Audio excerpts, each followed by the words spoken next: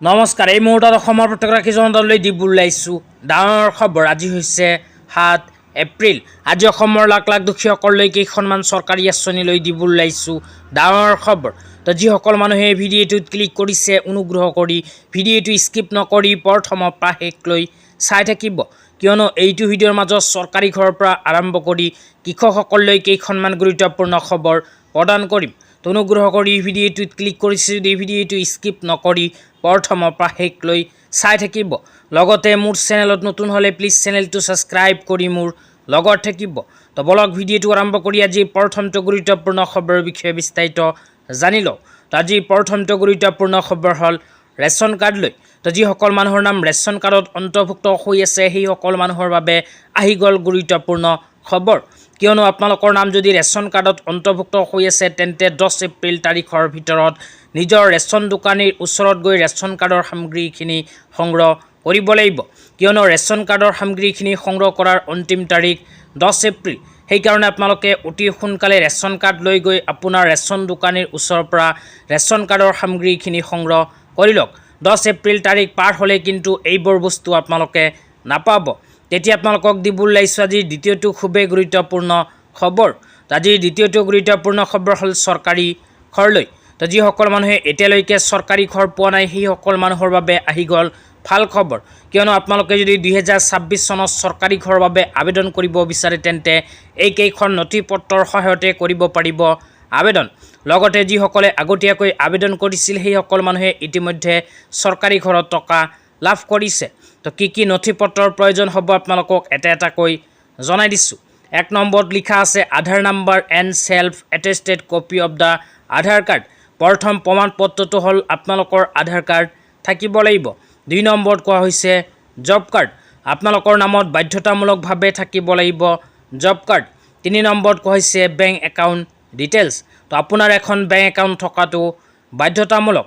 তাৰপিছত একেবাৰে শেষত কোৱা হৈছে স্বচ্ছ ভাৰত মিছন SBM নাম্বাৰ। তো আপোনালোকৰ নাম যদি চৰকাৰী টয়লেটৰ নতুন লিষ্টত অন্তৰ্ভুক্ত হৈ আছে তেন্তে চৰকাৰী টয়লেটৰ নাম্বাৰৰো প্ৰয়োজন হ'ব। তো সাধাৰণতে এইকেইখন প্ৰমাণপত্ৰৰ সহায়তে কৰিব পাৰিব 2026 চনত জিঅ'টেক ঘৰৰ বাবে নতুনকৈ আবেদন। তেতিয়া আপোনালোকক দিব ওলাইছোঁ আজি তৃতীয়টো খুবেই গুৰুত্বপূৰ্ণ খবৰ। আজিৰ তৃতীয়টো গুৰুত্বপূৰ্ণ খবৰ হ'ল শিক্ষাৰ্থীসকলৰ বাবে। শিক্ষাৰ্থীসকলৰ বাবে এক বিশেষ আপডেট ইতিমধ্যে আমাৰ হাতত আহি পৰিছে। তো কি আপডেট আহিছে আপোনালোকক বিতংভাৱে জনাই আছোঁ, অনুগ্ৰহ কৰি ভিডিঅ'টো প্ৰথমৰ পৰা শেষলৈ চাই থাকিব। তো আপোনালোকে চাব পাৰিছে BJPৰ ফালৰ পৰা এনেকুৱা এক বিশেষ আপডেট প্ৰদান কৰিছে। ইয়াতে লিখা আছে কথামতে কাম। 10 লাখ ছাত্ৰীলৈ প্ৰথমে 1000 টকাৰ পৰা আৰম্ভ কৰি 2500 টকাকৈ আৰ্থিক সহায়। ইতিমধ্যে BJP চৰকাৰৰ ফালৰ পৰা শিক্ষাৰ্থীসকলৰ বাবে আৰম্ভ কৰিছে কেইখনমান বিশেষ আঁচনি।